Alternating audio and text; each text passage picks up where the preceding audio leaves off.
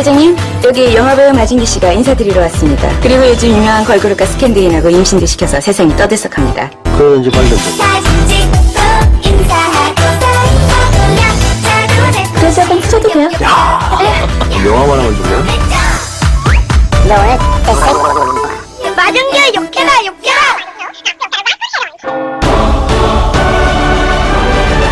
안녕하십니까, 기자입니다. 우리 비행기 곧 추락합니다. 이쪽으로! 제가 의사입니다. 선생님 무슨 과시죠? 네, 안과예요. 여기를 꺾어주세요. 너무 꺾으면 죽어요. 아, 네.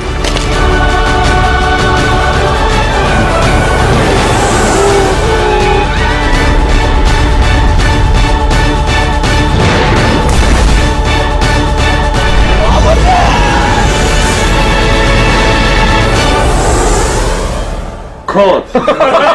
흥이하게.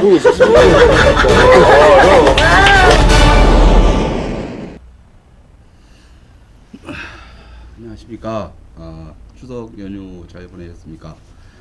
이번 추석은 좀 연휴가 길었죠. 가족도 만나고 좀 행복하셨을 텐데 저와 봉다리는 또 하나의 또 아픈 기억을 가지고 올라왔습니다. 방금 예고편 보셨을 겁니다. 예고편 보시면 이제 배우 하정우 씨가 첫 장편 영화 감독으로서 데뷔를 하게 됐죠. 그래서 롤러코스터의 예고편을 봤는데요. 오늘 주제가 우리 그냥 영화 찍게 해주세요. 근데 바로 그 주제에 맞는 얘기가 바로 이 부분입니다. 지금 이제 하정우 감독이 되겠죠. 하정우 씨가 감독으로 첫 작품을 찍고 났고 또 연이어서 이제 그 배우 박중훈 씨의 감독 데뷔작이 나올 것이고 또 이제 또 롯데에서 하는 유지태 씨의 또 감독작이 나올 거고 배우 출신 감독들의 러시가 지금 이루어지고 있는 실정이죠. 그래서 이 부분에 대해서 오늘 여러분들, 그러니까 시청자 여러분들과 아니면 저희들끼리 또 한번 얘기를 하겠습니다. 과연 이 배우들이 감독을 한다는 거에 대해서 저희도 참 헷갈려요. 그러니까 이것을 관객의 입장에서 보면 꼭 나쁘다라고 얘기할 수도 없고, 엔터테인먼트 산업 중에 하나인 영화 산업에서 엔터테이너적인 어떤 그런 즐거움을 주기 위해서 배우 출신의 감독들을 끌어다가 어떤 흥행 코드로 이용해 먹는 건 나쁘진 않다라고 보는데, 그게 참 답답합니다. 왜 그러냐면 저 같은 사람들이나 또 우리 같은 또 이제 영화를 하겠다라고 해서 평생 감독을 꿈꾸면서 살아온 사람들이 딱 보기에는 허탈하죠. 네, 기분이 허탈합니다.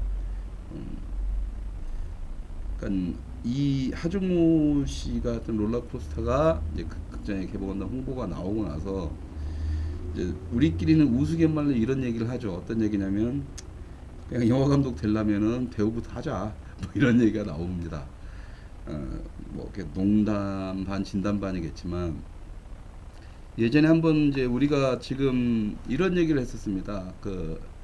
예전에 지금은 고인이 되신 이영견 감독님의 영화를 촬영 감독으로서 저랑 남기훈 감독님이라고 계십니다. 대학로에서 매춘하다 토막살이 당한 연고생 아직 대학로에 있다라는 영화를 만드신 남기훈 감독님하고 같이 이제 촬영을 지원해주러 가는데 조그만 봉고차 하나를 빌려서 쭉 올림픽대로 강구형 분로를 타고 촬영지로 가고 있었는데 슬픈 게 뭐냐면 그때 이제 뉴스에서 또 유지태 씨가 이제 감독으로 데뷔한다 뭐 한다는 기사를 이제 보게 된 거죠. 그래서 저희들끼리 이제 얘기를 하면서 되게 좀 안타까워했습니다. 어떻게 안타까워했냐면 우리 이렇게 힘들게 해가지고 밑에서부터 차곡차곡 연출 실력도 쌓아가고 힘들게 한 편의 영화를 만들기 위해서 막 말 그대로 감독이 되기 위해서 그런 고생을 하는데, 그런 배우들이라는 대중성을 딱 얻고 너무 손쉽게 감독 데뷔를 하는 거에 대해서 한숨을 좀 내셨죠. 그래서 오늘 주제인 우리 그냥 영화 찍게 해주세요라는 말도 그 당시에 이제 그 기사를 접하고 나서 남기훈 감독님께서 그 본고초 안에서 절규하듯이 내뱉은 말입니다. 그냥 우리 그냥 영화하게 해주세요.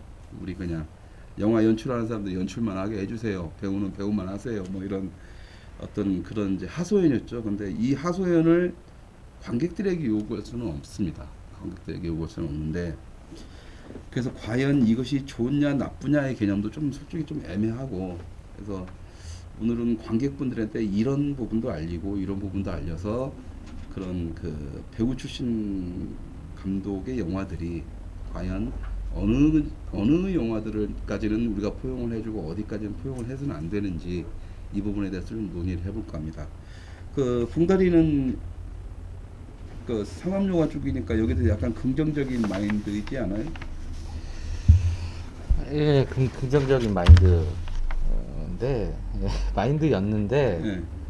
상업 영화다 보니까 팔려야 되는데 사실 뭐 스코어가 좋지는 않았어요 현재까지는요. 네. 네, 전체적으로 관객 수가. 네.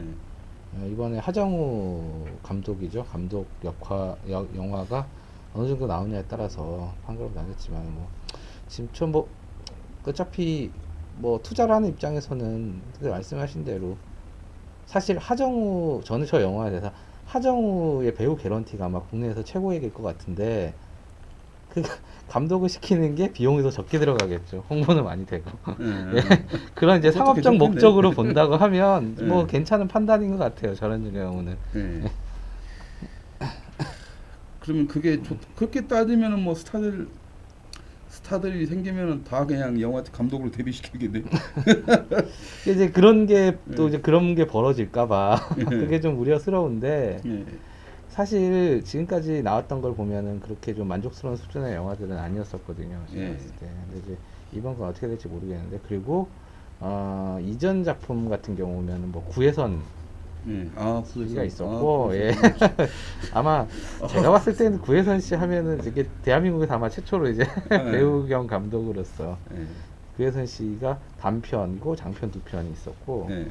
그다음에 이제 다음 유명한 그 장편 또 찍은 감독으로 유지태 이제 마이 라지마 그 작품이 있었고 그랬는데 사실 저는 두 작품 다 좀 자기만의 세계로 좀 만든 것 같아서 영화를 네. 근데 배급사 그 구혜선 씨의 그 요술도 CJ에서 배급을 했었고 그다음에 유지태 씨의 영화도 롯데에서 배급을 했는데 어떻게 보면 다양성 영화 형태로 해서 그러니까 구혜선 감독 것도 CGV 우비콜라주로 걸렸고 그다음에 저기 롯데에서 배급을 했던 유지태 감독 것도 마찬가지로 예술영화관에서 걸렸는데 네.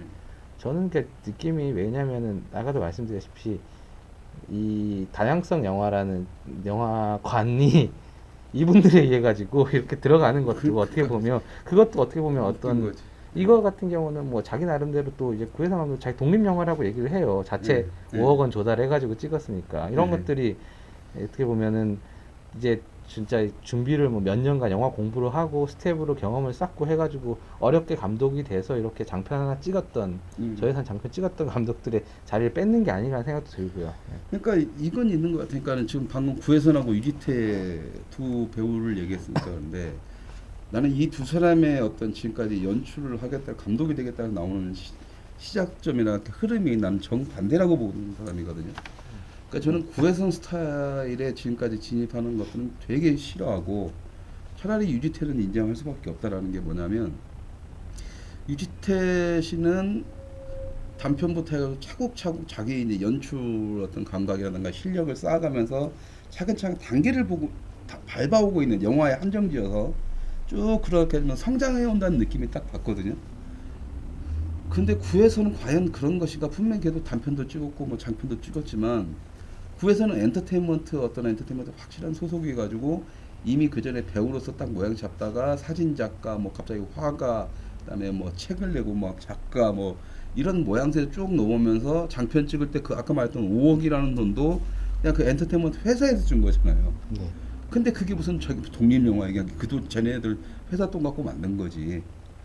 그러니까는 뭐 그냥 구혜선 띄워주기용 영화다. 그 엔터테인먼트 회사에서 난 이렇게밖에 판단이 안 되고 과연 구혜선이라는 배우 한 사람이 그 모든 것에 천재일 수도 있겠죠. 물론 천재일 수도 있겠는데 그런 활동을 하는 천재 작가들 대부분 해외 어디서를 봐도 엔터테인먼트 소속으로 해서 엔터테인먼트 어떤 포장을 해주지는 않는다는 거고. 그래서 저는 이제 구에서는 이제 포장이 돼 있는 형태다. 근데 유지태는 나름대로 기본을 밟아오면서 왔다. 영화사까지 차리고. 영화사가 유지태 씨가 영화사 차린 건 아니죠. 유지태가 영화사를 차려서 그 유지태 영화만 찍는 영화사가 있는데 개인 영화사가. 아니 구혜선 씨도 예. 구혜선 필름이라고 영화사가 있어요. 있어요? 예. 페이퍼 컴퍼니 아니요 개인 사업자. 개인 사업자. 개인 사업자. 뭐 하여튼간 뭐 그런 식으로 하는데, 그러니까 하여튼간 저는 구혜선 스타일은 진짜 말 그대로 그냥 엔터테인먼트 어떤 성향, 엔터테인먼트 시대에 와서 그걸 적절히 활용하고 있고, 그러니까는 천재라기보다는 영화 감독이라든가 어떤 작가로서의 천재라기보다는 엔터테인먼트 산업의 효용 가치를 정확히 알고 있어서 그걸 적절히 이용하고 있는 그냥 엔터테이너 수준밖에 안 된다라는 게 제 생각이죠. 그래서 지금 저는 이제 봉다리랑 얘기가 다르게 저는 이 두 사람이 어떻게 보면 우리나라에서 배우들이 영화를 한다는 것에 대한 어떤 극단적인 어떤 그런 모양새의 좀 두 갈래 중에 하나라고 저는 보는 거죠. 그래서 푸념입니다. 이건 뭐 제가 페이스북이나 블로그에 썼듯이 오늘 푸념 방송을 하겠다는 건데, 한번 이제 이런 사람들도 있는데요. 일반적으로 대부분의 영화 감독들은 대학을 졸업하고 대학 졸업한 걸로도 모자라서 뭐 한국영화 아카데미 다시 들어가든 또 대학원을 들어가든 하면서 만들고 시나리오 매년 동안 시나리오 한 편을 써서 계속 영화사 찾아다니고 프로듀서 잘 만나야 되고 뭐 여러 가지 막 모든 그런 것들을 다 준비를 그 과정을 거쳐서 결국엔 영화 한 편을 찍는 건데, 이 영화도 흥행에 실패를 해버리면 완전히 그 감독은 이제 한국 영화판, 충무로판에서 사라집니다.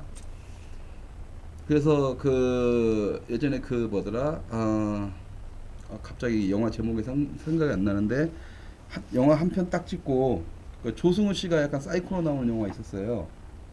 갑자기 생각이 안 나네. 그 영화를 찍은 감독이 그 영화 한 편을 딱 찍고 영화 실패하고 나서 술 왕창 먹고 이제 술자리에서 한 말이 기가 막힌 말이 있었습니다. 뭐냐면,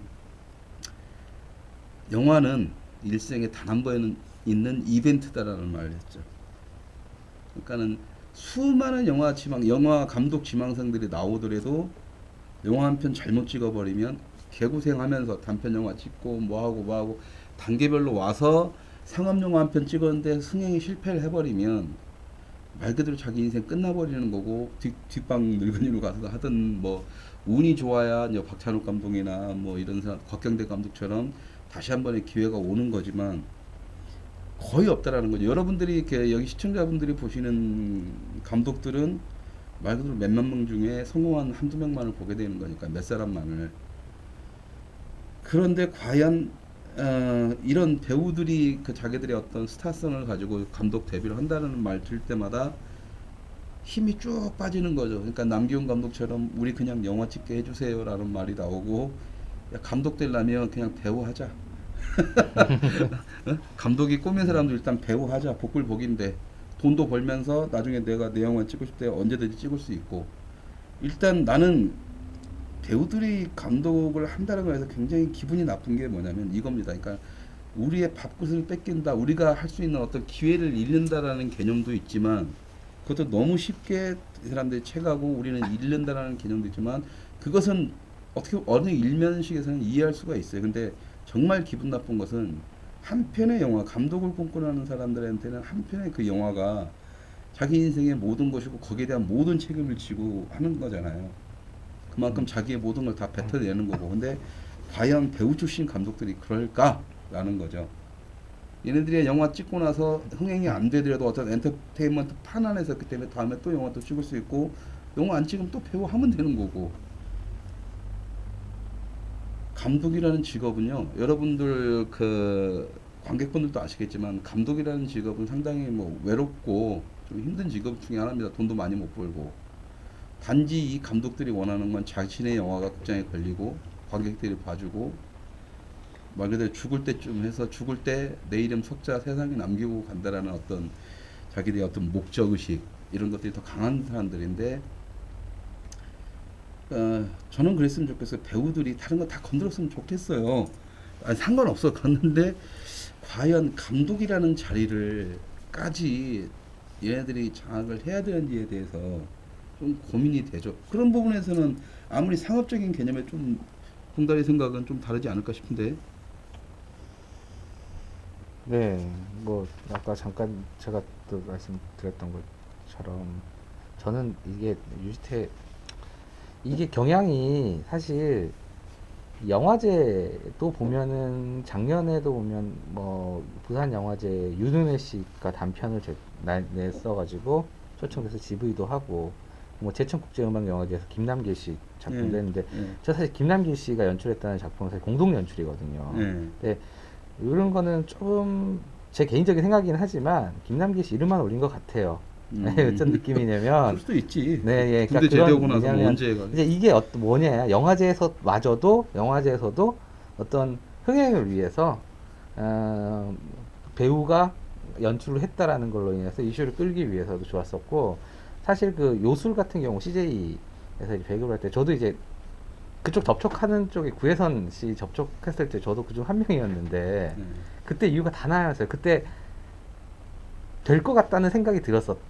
기본적으로 배급을 하면은 그리고 YG 엔터테인먼트와의 CJ 그룹의 MOU 문제도 있었던 거고 그런 게 좀 복합적으로 돼서 했던 건데 이 영화가 영화 하나만 가지고 판단이 됐던 게 아니라 그런 주변 그것 때문에 판단이 됐다는 것만으로도 그럼으로써 사실 어떤 분들은 뭐 이 얘기를 가지고 한다고 하니까 이런 얘기를 하시더라고요. 뭐 아이 감독하는 애들 잘 만들어 감독하면 되는 거고, 아이 뭐 배우 하는 애도 감독하는 애도 해서 같이 경쟁하면 되냐 않냐라고 얘기를 하는데 이게 영화라는 게 10편 만들린다고 10편이 다 개봉이 되는 게 아니잖아요. 그렇죠. 그러니까 그게 문제가 1년 동안에 배급사들이 배급할 수 있는 라인은 한계가 있고, 만약에 아까 말씀하신 대로 어떤 감독 누가 유명한 배우 얘 감독으로 써볼까 해가지고 영화 한 편이 들어간다고 하면은 다른 감독이 만들어질 수 있는 영화가 못 걸리는 상황이 벌어지는 거거든요. 그러니까 저는 사실 그 롤러코스터도 그렇고 작품 자체를 너무 잘 만들어가지고 클린트 이스트 감독처럼 이렇게 나가면 몰라도 이게 만약에 이런 식으로 배우의 어떤 인기만 가지고 영화가 흥행이 된다고 한다고 하면은 이런 것들이 계속 재차 반복이 되면은 장기적인 관점에서 때 영화의 컨텐츠의 질이 너무 떨어지지 않을까. 왜냐면 이분들은 배우도 하고 감독도 하는 거기 때문에. 그러니까 이거예요. 그러니까는 지금 여기 시청자분께서 감독을 해서 배우들이 감독해서 실력이 없으면 도태되면 되는 거 아닌가요? 자유 경쟁 시장에서 그걸 막을 수는 없다. 그러니까 맞습니다. 자유 경쟁 시장 그걸 막을 수는 없죠. 문제는 뭐냐면 배우들이 감독을 해서 실력이 없으면 도태되는 게 아니라는 거죠. 도태되는 게 아니고 걔네들은 다시 배우하면 된다라는 게 문제고요. 이런 배우들로 인해서 정말 죽을 말 그대로 인생을 모든 걸 다 걸고 정말 실력 있는 감독들의 기회가 사라진다는 거죠.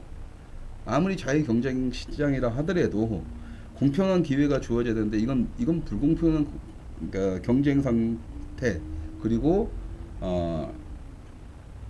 감독이 아닐 사람들이 감독을 하고 있는 상태에 대해서 그 자체가 좀 성립이 안 되는 상태죠. 물론 지금 방금 여기 지금 봉다리가 말을 했지만 미국의 클린트 이스트우드나 이제 멜 깁슨이나 그 헐리우드에도 유명한 감독들은 많습니다. 배우 출신 감독들은. 근데 클린트 이스트우드를 딱 보더니 1971년도부터 영화를 시작했고 93년도에 용서받지 못한 자로 드디어 상을 받게 되죠. 상 하나 받는 기간이 20년이 넘게 걸립니다. 그리고 그 클린트 이스트우드의 작품들을 쭉 보면 초반부터 해가지고 저예산 영화부터 꾸준히 내공을 쌓아왔죠. 20년이 넘도록. 멜 깁슨 같은 경우는 뭐 이제 첫 작품이 이제 그 브레이브 하트였었죠. 브레이브 하트에서 상업적으로 성공을 했었지만 멜 깁슨 같은 경우에도 늘상 그 자기 연출에 대한 공부를 충분히 했었고, 그런데 저는 과연 지금 한국에서 하고 있는 이 배우들이 그런 연출 공부를 하면서 자기가 감독을 꿈꾸느냐라는 거죠. 그러니까 클린트 이스트우드도 원래는 그랜토리노라는 영화를 할 때는 자기는 이제 더 이상 배우는 안 하겠다, 감독으로서만 하겠다 했었고, 여러분들 보시면 이렇게 멜 깁슨 같은 경우도 자기가 연출로 돌아서면서부터는 거의 연기를 안 하고 있습니다. 그죠? 그렇기 때문에 자기가 연출가, 감독이 되겠다라고 하는 순간 많은 제약들이 따릅니다.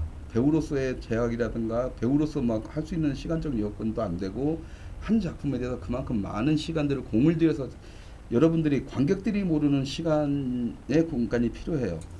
우리나라 같은 경우도 이 작품 하나 만들 때 초반 극장에 걸리기까지 3, 4년의 시간이 소요되는데 헐리우드도 그만큼 소요가 되는 거죠.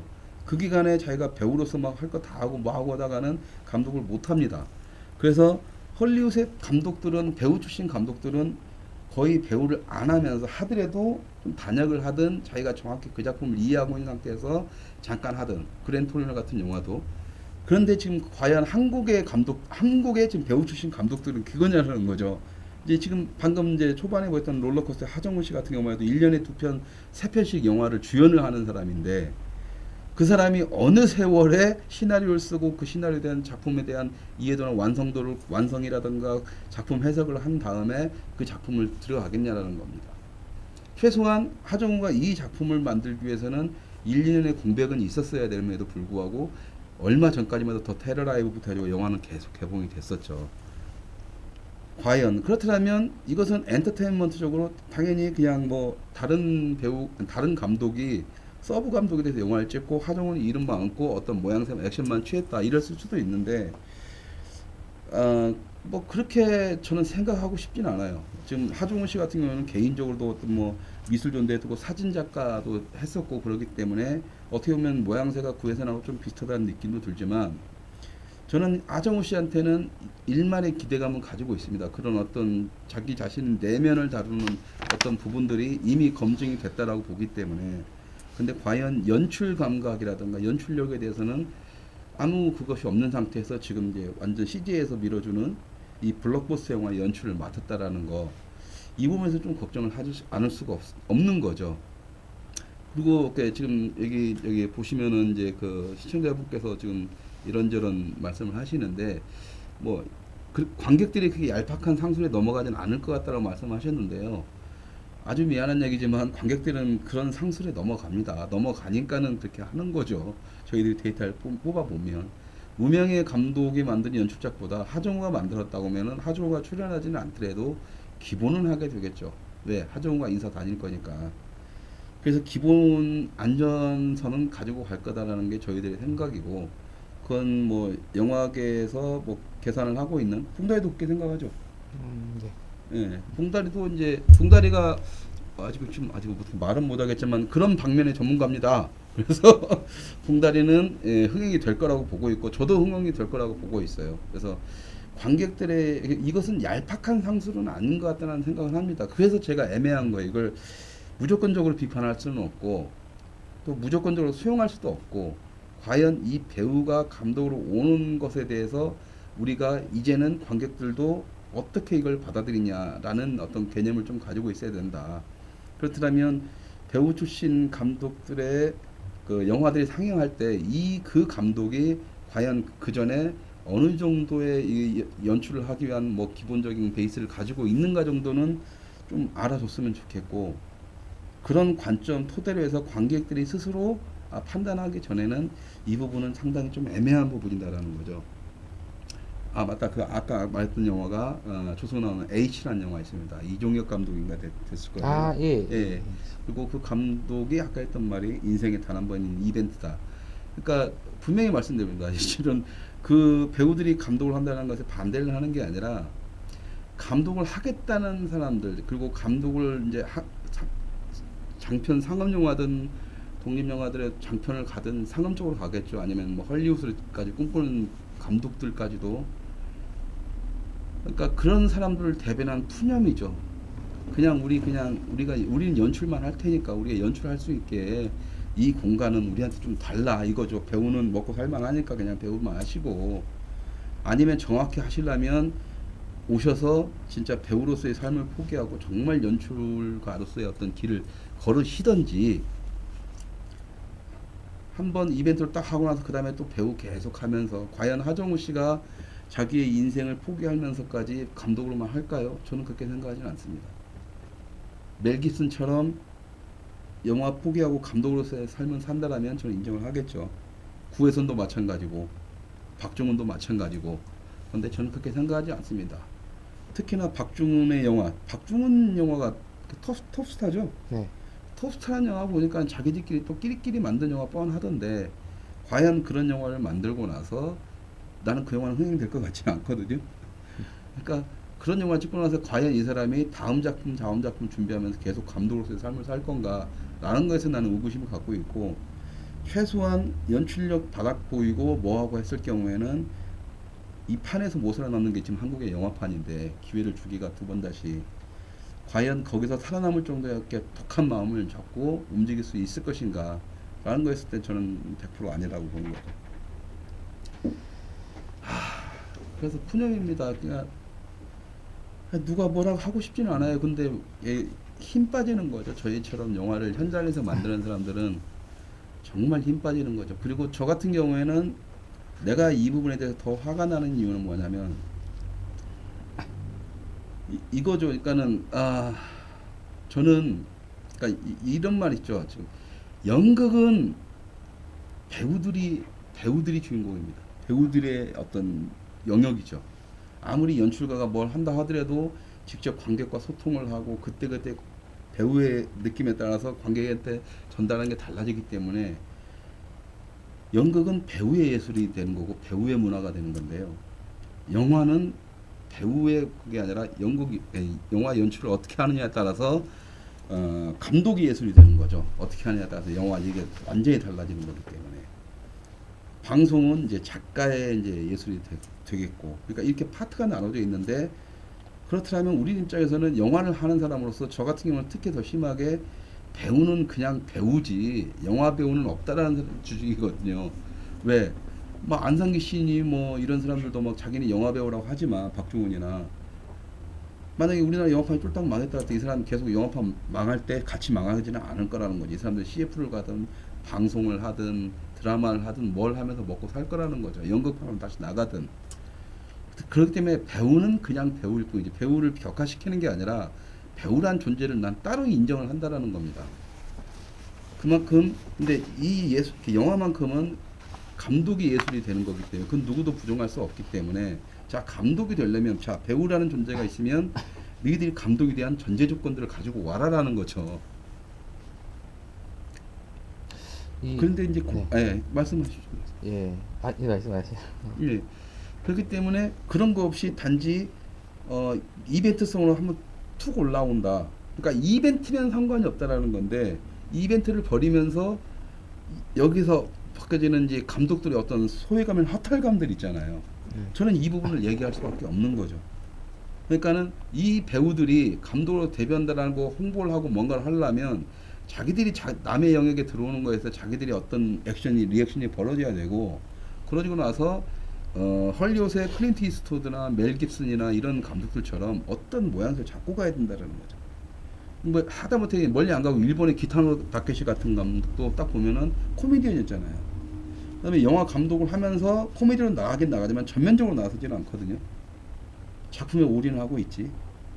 그러니까 이런 모습을 보여준다라면 그건 인정할 수밖에 없는데, 아까 지금 봉다리가 말하는 것처럼 지금의 우리나라에서 영화 감독이 되는 배우들의 어떤 흐름들을 보면 그냥 단지 엔터테인먼트적으로 장사수단으로, 그러면 이 시청자분께서 말씀하신 것처럼 뭐 자유 경쟁 시장에서 뭐 걔네들이 연출을 못하면 도태되는 거 아닐까? 다 연출 못할 거라니까요.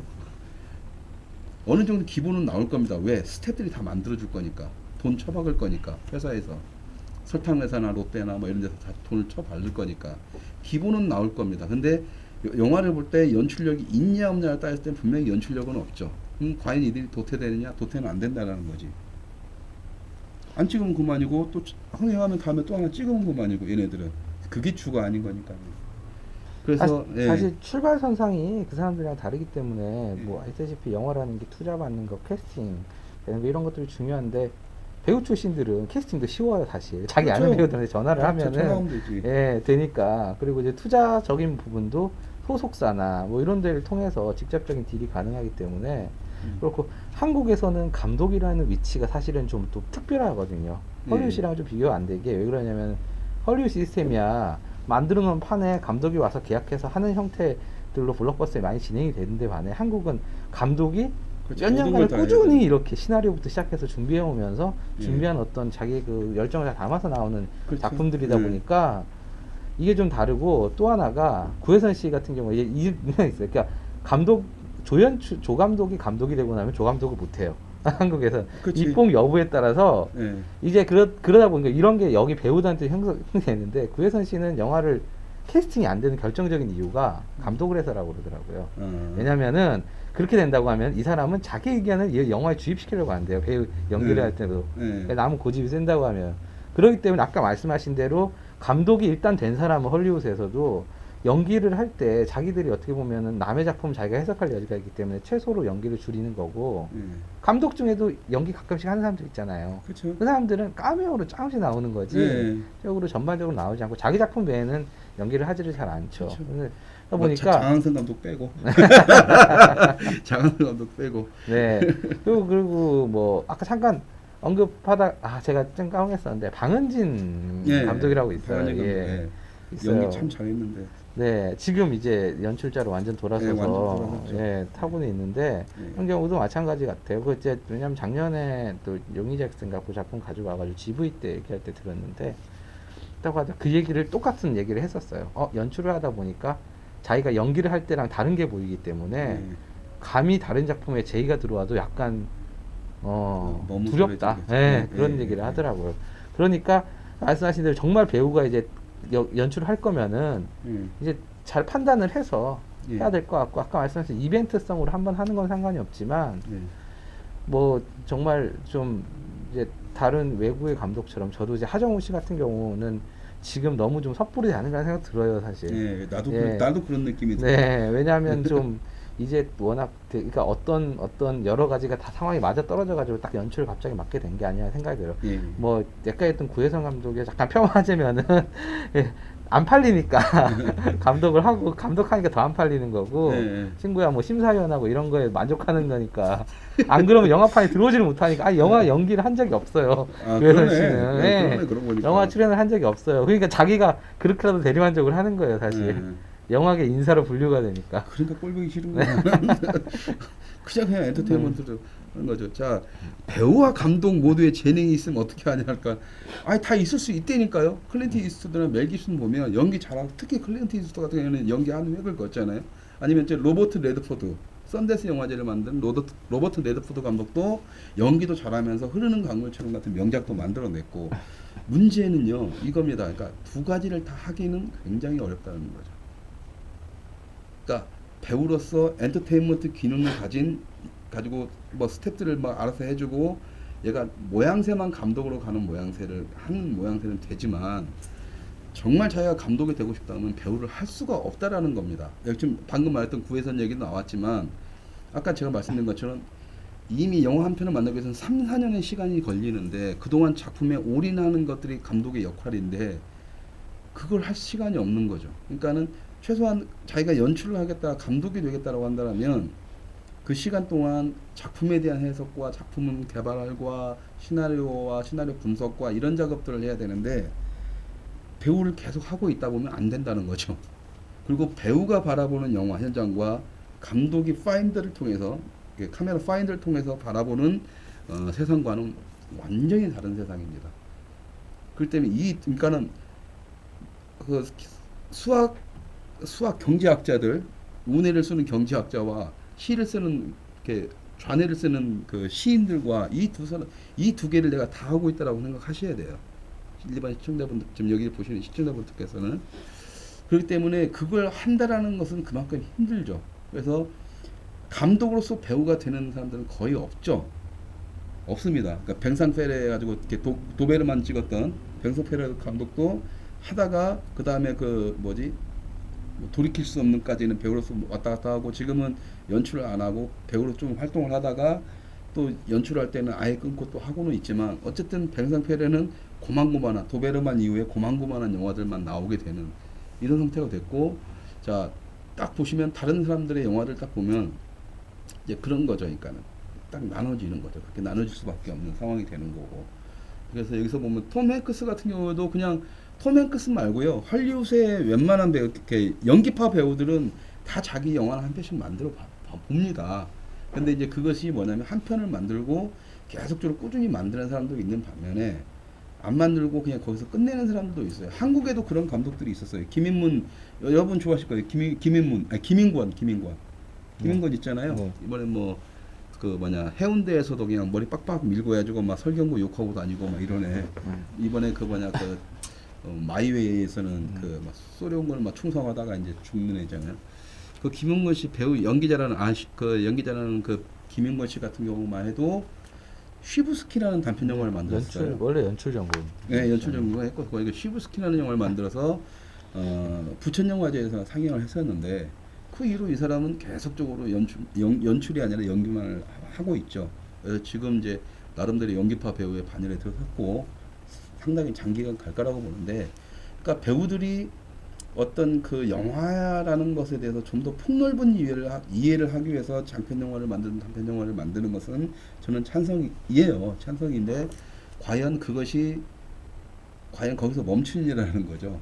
그게 아니라는 거고, 정말 배우와 감독 두 가지 다 탤런트적인 기질을 가지고 있다 하더라도 이 두 개를 병행하기에는 우리나라뿐만 아니라 전 세계 어디서든 영화 작업 자체가 그 두 개를 동시에 하기에는 상당히 힘들게 만든다라는 겁니다. 그죠? 네. 그 실험들은 헐리우드에서 매번 일어나고 있어요. 매번.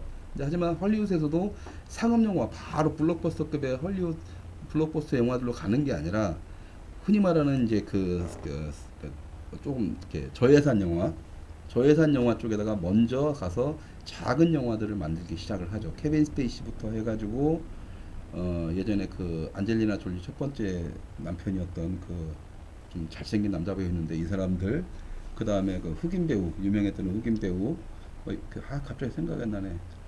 하여튼 상당히 많습니다. 헐리우드에서도 그런 그 배우 출신의 감독들, 그러니까 배우들이 감독을 해서 장편 영화를 하나씩 만드는 경우들은 상당히 많아요.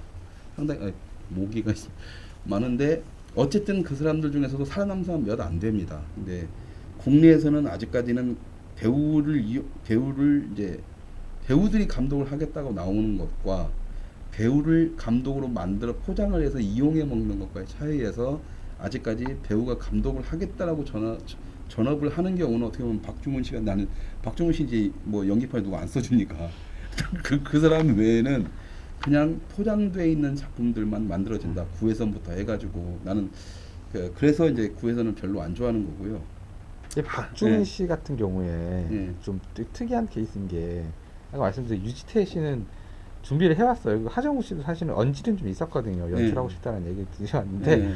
박중훈 씨는 옛날 것까지 다 뒤져봐도 없었어요. 이 얘기가 톱스타가 작년 10월 부산극장화제에서 롯데 행사장에서 롯데에서 공식 발표를 한 거예요. 그러면은 그냥 유추해 볼 수 있는 게, 이거 롯데에서 그냥 뭐 이렇게 이벤트성으로 하나 만든 게 아닌가라는 생각이 들 정도로 시나리오 다 가지고 있는 걸 가지고 연출만 어떻게 맡아주세요, 이렇게 된 건데, 이런 거는 좀 아까 말씀하신 대로 문제가 있는 것 같아요. 왜냐하면 이분이 정말로 시켜준다는데 안 할 사람이 어디 있겠습니까?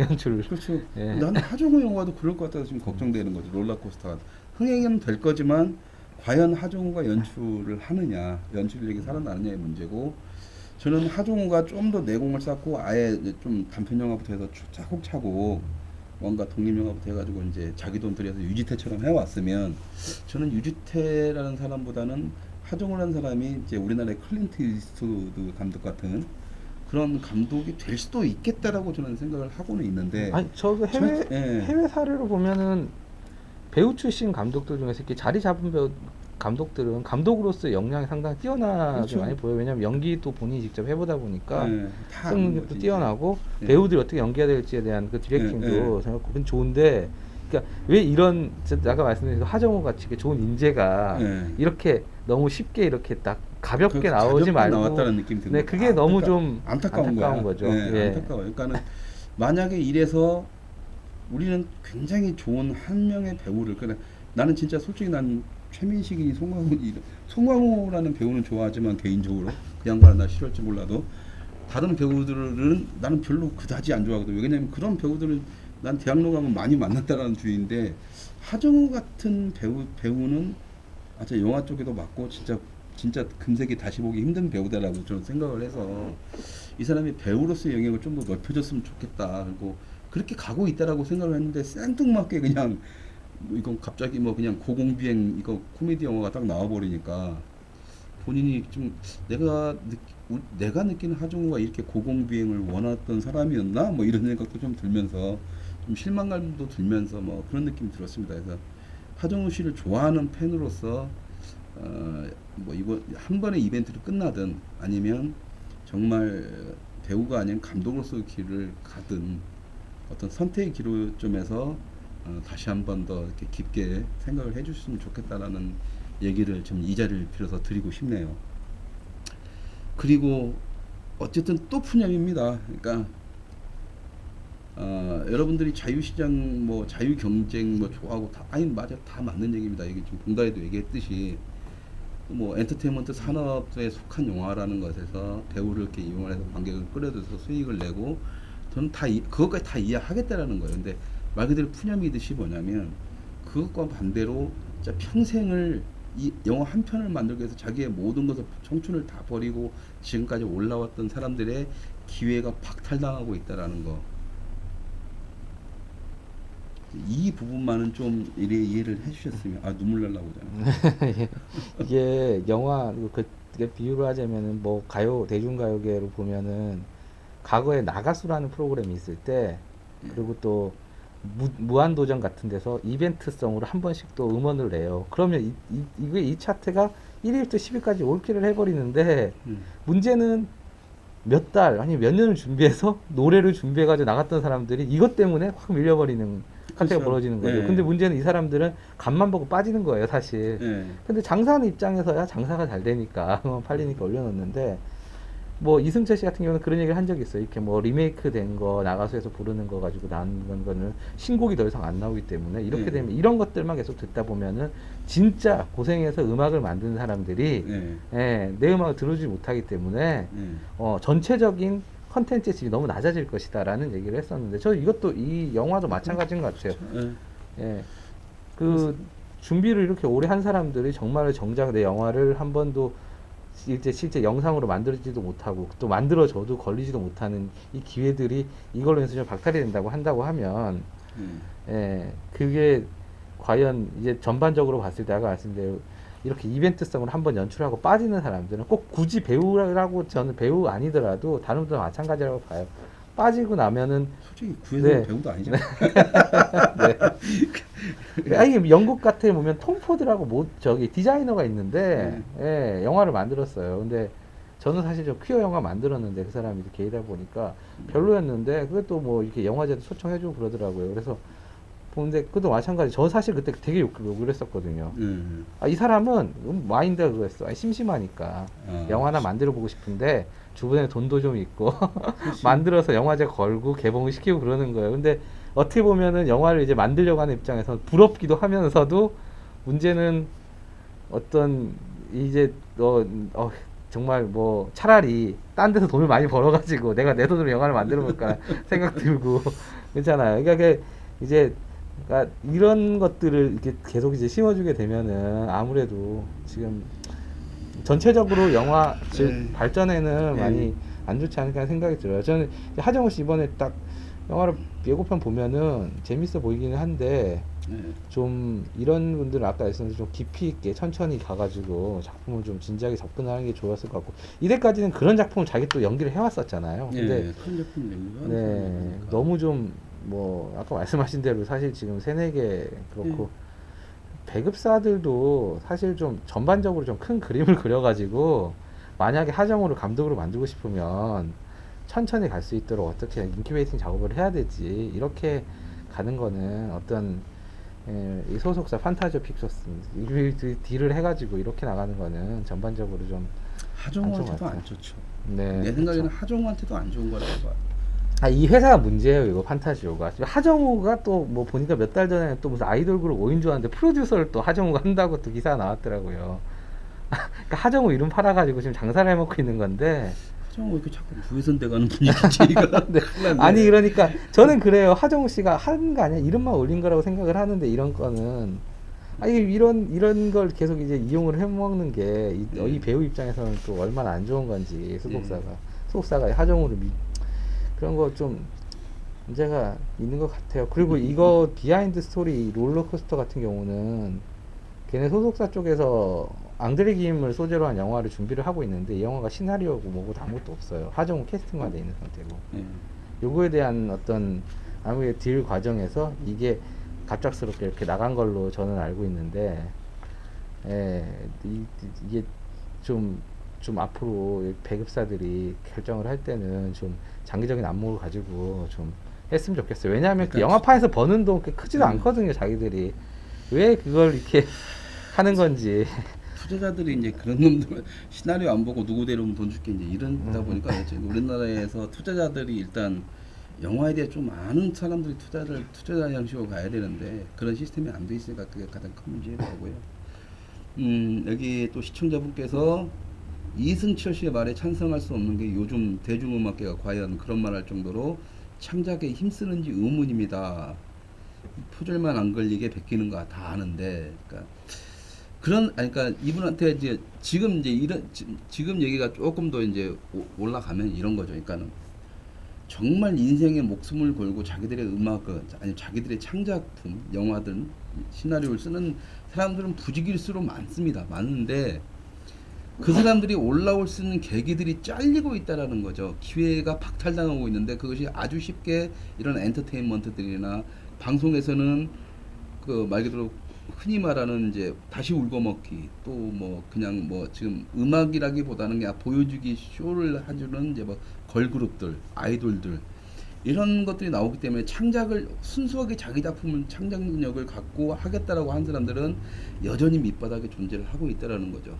그러니까 그게 문화가 발전하는 이런 애들을 키워내는 게 문화가 발전하는 건데 지금 한국의 문화는 이런 순수 자기 색깔을 가진 창작자들을 자꾸 기회를 박탈시키고 죽이고 있다는 겁니다.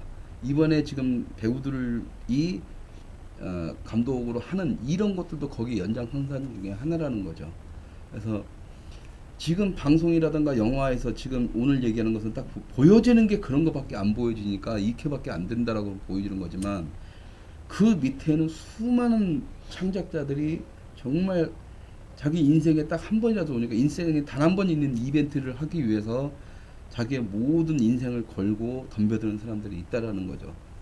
관객들이 그런 분들에게 더 많은 마음을 열어주시고 말 그대로 배우들이 이렇게 깝치는 영화들에 대해서 단언컨대 노를 선언해 주셔야만이 정말 그 배우가 감독이 되고 싶다면 다시 처음부터 시작하게 만들어야 되는 거죠.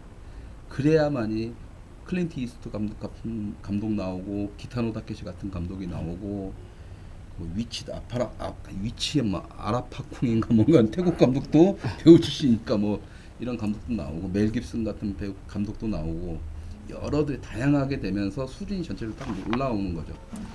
특히나 이제 클린트 이스트 감독의 영화 같은 경우에는 이 사람이 이제 정치적으로는 약간 이제 보수 진영, 아메리칸 스타일의 보수인데 그러니까 보수와 진보 진영 모두에서도 존경을 받는 감독입니다. 왜? 그 사람은 작품적으로 완벽한 퀄리티를 제공을 해버리니까 양쪽에서 모든 미국 내에서도 아니면 한국에서도 클린트 이스트우드 감독의 연출력에 대해서는 좌우 진보 보수 가릴 것 없이 다 그 사람의 연출력은 존중을 하고 있죠. 또 그것이 제가 아까 말씀드린 것처럼 1971년도부터 지금까지 30년 넘게 연출가의 인생으로만 30년 넘게 살아오면서 만들어낸 그 내공입니다. 그래서 여기 그 시청자분께서 뭐 이제 그런 뻔한 것만 하잖냐 이런 건데 그것은 보여지는 것뿐이고 보여지지 않는 쪽에서는 수많은 창작자들이 자기만 스타일을 가지고 있다는 것을 이해를 해주셨으면 좋겠습니다. 일단 보시는 분들이 관객들이 그 중요한 것 같아요. 제가 느끼는데 이렇게 가려가지고 보여달라. 사실 뭐 어떤 영화가 상영이 뭐 이렇게 상영할 기회를 넓히는 것들도 관객들의 힘에 의해 가지고 남녀불러서 해야 되는 게 맞는 거고 음악 같은 경우도 멜론 차트 1위에서 100위까지 노래만 듣지 마시고 음원에 등록되어 있는 다른 어떤 좋은 게 있는가를 찾아서 들으실 수 있는 그런 영화도 마찬가지고요.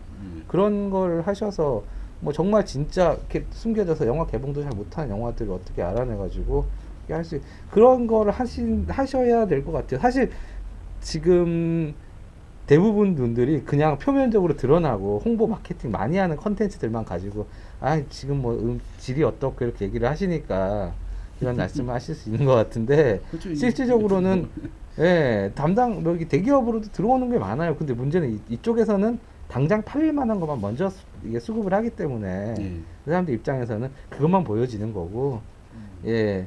뭐 정말 실력 있는 사람들 많이 있잖아요. 네. 때. 그러니까 지금 또 시청자분께서 반론을 제기해 주셨는데 제가 해드릴 수 있는 얘기는 이걸 것 같습니다. 이제 이거는 계속 이제 논쟁의 대상이 되는 부분이기 때문에요. 뭐냐면 이제 동네 빵장사를 예를 드셨는데 이건 있죠. 그러니까는 문화산업은 기존의 어떤 제품 생산하는 생산산업하고는 좀 차이점이 있습니다. 뭐냐면 많이 팔고 사람들한테 많이 팔고 수익을 내기 위해서 만들어지는 이제 가공되는 어떤 생산물이 있는 반면에 문화산업은 뭐냐면 그것과 좀 반하는 부분들이 좀 있습니다. 뭐 어떻게 얘기를 하냐면 저는 이렇게 표현을 하죠. 그러니까는 돈을 벌 목적으로 팔아서 돈을 벌 목적으로 하는 순수 산업이라면 대부분의 산업들이 문화산업은 우리가 만들어야 될 것들 발전시킬 것들을 플러스를 시켜서 그것을 관객들한테 던지고 이해를 시키는 것과 같이 병행되는 산업이라고 저는 말을 합니다. 문화산업은. 그렇기 때문에 이게 좀 애매모호한 부분이 있지만 자 이거죠. 동네 빵가게가 망했어요. 근데 동네 빵가게에서만 팔던 그러니까 대기업 대형 체인점 빵이 있었는데 여기에 소보루빵은 없더라고요.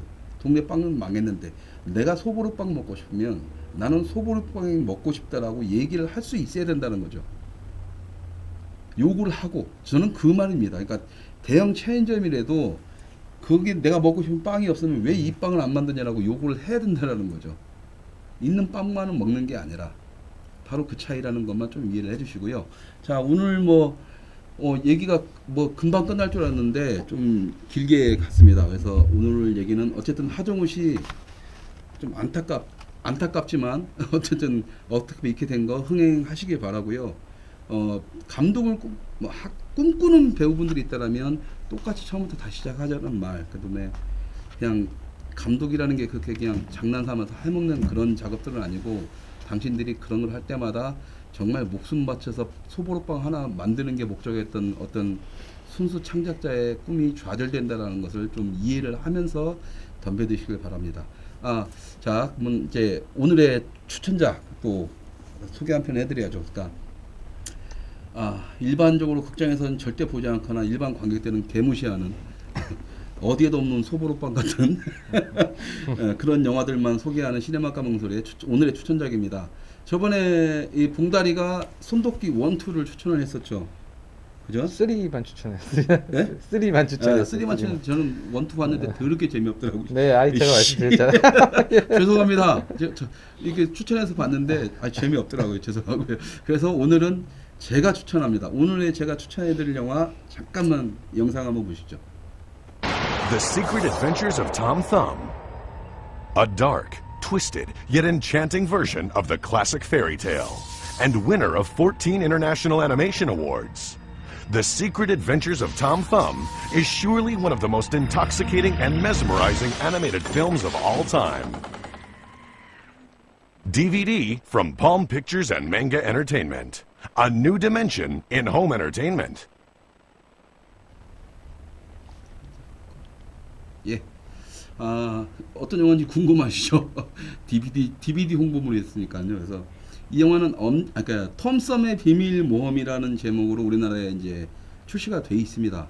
그래서 클레이메이션이죠. 그러니까 실사하고 이렇게 촬영으로 만들어서 합친 건데 좀 묘합니다. 그러니까 실제 사람은 진짜 사람이 나오고 딱 나와서 클레이메이션과 혼합이 돼 있고 그것이 이제 스톱모션 형식으로 해서 영화가 제작돼서 제작 방식도 좀 독특하고요. 일단 클레이메이션 하면은 아동용으로 사람들이 이렇게 치료하기 쉬운데 애니메이션 그러니까 굉장히 성인용입니다. 굉장히 잔인하고 심오하고 내용이 좀 심오하고 철학적이죠. 그래서 이건 아이들이 볼래야 볼 수가 없습니다. 이해도 못할 뿐더러 좀 이렇게 굉장히 강한 얘기이기 때문에. 근데 어른들이 보기에는 어른들을 위한 잔혹 동화 이 정도로 좀 표현이 될 수가 있겠네요. 이것은 국내에서 DVD 출시가 되어 있기 때문에 쉽게 구할 수 있을 것 같고요. 만약에 영화가 되시는 분들은 유튜브에서 톰썸의 비밀모험, The Secret Adventure of Tom Thumb이라는 그걸로 해서 자막을 검색하시면 그 전체 영상이 지금 유튜브에 있더라고요. 그래서 영어가 좀 되시는 분들은 그걸로 보시면 될 것 같습니다. 근데 영어가 짧아요. 대부분 다 긴 대사들이 별로 없어서 짧기 때문에 히어링이 약간만 된다 하시는 분들은 그게 그냥 유튜브에서 보셔도 좀 무방하지 않을까 싶습니다. 엄지 여기 톰썸의 비밀 모험 같은 경우에는 제가 한 7, 8년 전에부터 지금 사람들한테 꼭 봐라 하면서 추천한 영화이기 때문에요. 굉장히 새로운 스타일의 어떤 형식의 영화를 원하시는 분들한테는 감히 추천드릴 만한 영화입니다. 그래서 오늘의 추천작은 톰썸의 비밀 모험이고요. 다음 주에는 붕다리 다 그쳐가지고 제대로 재미있고 제대로 추천할 만한 그런 쓰레기 같은 영화 또 들고 찾아오겠습니다. 그리고 다음 주 홍보도 좀 할까요? 네. 다음 주에는 NLL 연평해전이란 영화가 세간에 좀 문제가 많아 지금 막 세간에 좀 희자가 되고 있었죠. 그래서 NLL 연평해전에 대한 그리고 영화계에 흐르는 그 영화에 대해서 영화계에 흐르는 어떤 소문들에 대한 진상을 한번 파헤쳐보는 시간을 갖도록 하겠습니다. 다음 주에 뵙겠습니다. 감사합니다. la la la la